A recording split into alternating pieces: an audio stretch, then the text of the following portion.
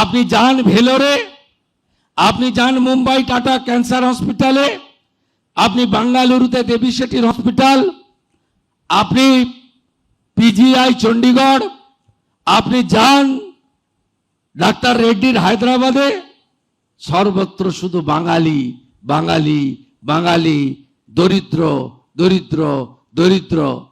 কেন এই রাজ্যে চিকিৎসা দেওয়া যায় না? এত হস্তক্ষেপ, এত দমন পীড়ন, এত আমরা ওরা, এত অবহেলিত চিকিৎসা ব্যবস্থা, এটা কি কাম্য ছিল?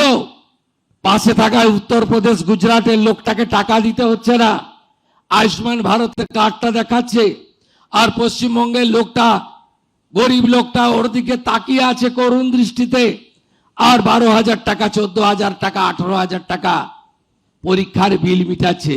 এটাই কি বাংলায় কাম্য ছিল? কি অবস্থা করে রেখেছেন হসপিটালগুলো, কি অবস্থা করে রেখেছেন স্বাস্থ্য ভবনে, কি অবস্থা করে রেখেছেন মেডিকেল কলেজে।